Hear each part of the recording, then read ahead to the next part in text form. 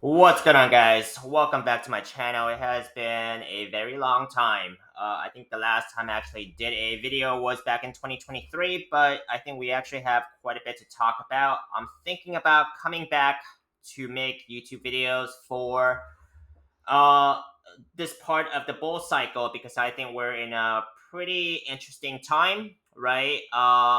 For those of you who are still in crypto since 2020, 2021, who has followed me and my channel, thank you very much. If you guys are still here, I'm sure you guys are doing well, right?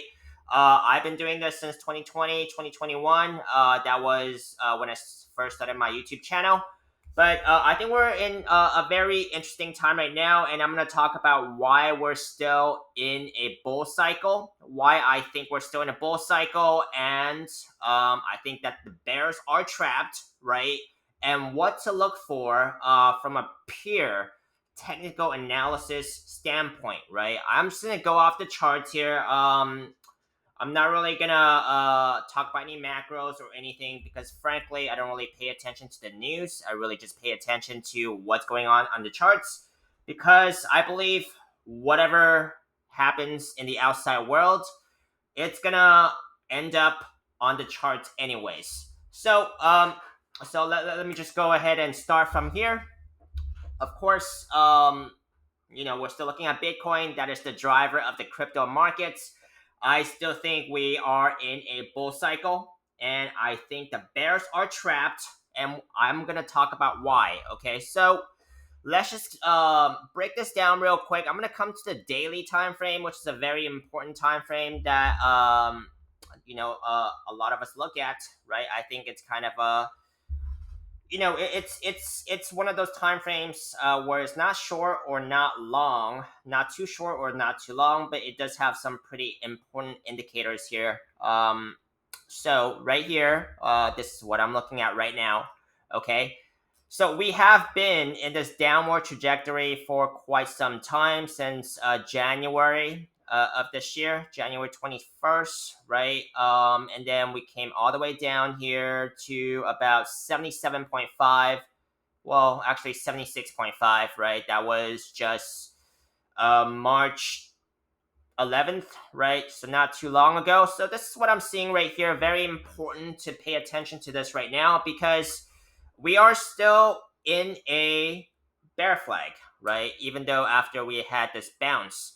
But something very important to be paying attention to here is the orange line here. That is the 200-day moving average, right? So it's basically, it's basically the divide between if you are in a bull market or if you are in a bear market. Now, we have dipped below this 200-day moving average with a few daily candles, right? And then the bulls try to push this price action back up, right? And we are in a bear flag. Okay, so chances are, in a bear flag, it usually breaks down, right? So, but if we actually look at the chart here, right, we actually had a wick. This is back in March 18th, right? So the bears basically try to push this price action down and try to break down from this bear flag. Okay, however, we do see that this is a wick, right? It did end up back into the pattern. So that's why I'm saying that the bears are trapped because when I usually see that on a technical analysis chart, right? That means, the bears try to push this price action down. However, the bulls just bought this all the way back up and it's back into the pattern. Okay, so right now, as you guys can see, this is today's daily candle, March 24th, and the bulls are actually trying to break out of this bear flag. So this is what I'm looking for, right? I am looking for a break outside of this bear flag, which, if it actually breaks out today, it would be about 89,000, right? I am looking for a daily candle break above this trend line here. So this is what I'm looking for in the very short term on this daily time frame.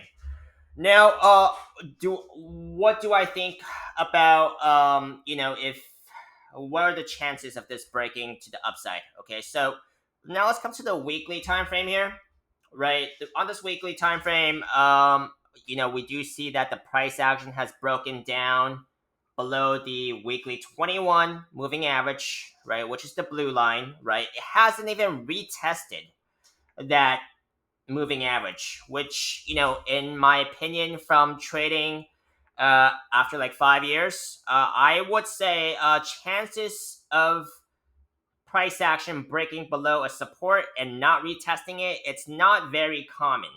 So in that case, if the price action does break and break out of that bear flag and actually retest this weekly moving average, which is currently at about 94,000, right? Then you know that at least retests, at least it actually has upward price action, right? For now, but really, I do want to see the price action break above 94,000 in order to say that there's going to be more upward price action, right? But that is the next test, which is at 94,000. If price action does go ahead and retest that, that means we're breaking out of this bear flag, which is looking pretty good for the bulls in the short term. Okay, now let's just say hypothetically, I mean that's going to be maybe a couple of weeks out. If the price action actually breaks back on reclaims this weekly moving average, then the next level of key resistance is going to be about that 110,000 area. I think it could take a little bit to actually break that resistance because if we're looking at the RSI here, it's actually pretty high, right? So I would say it will probably take. It's going to be strong resistance. Okay, so that is something to be looking out for. I think some of the clues that I'll be looking for if the price action actually breaks 110 again would be charting on the shorter time frame, like the daily time frame, and see if we actually get a break then. But who is to say that we might not get a sudden break? After seeing Bitcoin for quite a few years, I have seen some pretty sudden moves. So that is not ruled out, but I like to speak in terms of probabilities. And I think we have to retest that 110,000 level resistance, and it might take us quite a few weeks to break it if we were to break it. But I still think we are in a bull cycle. But I am not a financial advisor and don't take my financial advice. It's purely speculations, right? But that is just what I think. So that is basically it. I do have quite a bit of altcoins. I do have some. I do have Bitcoin. I do have Ethereum, Litecoin, Bitcoin Cash, some leverage positions. I do have quite a bit of very small altcoins as well. So if this actually pumps, that's going to do very well. For my portfolio, and I hope that will do it for you guys too. Now, let me know in the comments what you guys want to see if I do want to continue. My YouTube journey here for the remainder of this bull cycle. I would love to bring you guys more technical analysis or even other formats of videos, maybe even going live, shorts, right? So that is basically what I'm looking at. I do also want to bring you guys probably the stock market as well, because the stock market does look like it has some pretty good correlation with Bitcoin, right? If you guys actually look at the chart here on this weekly time frame, looks very similar. Okay, it looks very similar. Okay, so I actually do think they run. I mean, they run together. For most of the time, right? So this is also what I'm looking at. We see that ES1, which is the S&P 500 futures, it actually bounced off the weekly 50 moving average, and it's probably gonna go retest that weekly 21 moving average as well, which tells me that there's most likely going to be some upward price action for the next week or two, and then see how the market reacts to that resistance level. That's gonna be the next Level of resistance, right? It's going to be the weekly 21 for both the S&P 500 and Bitcoin. So that's going to be something to be watching out for.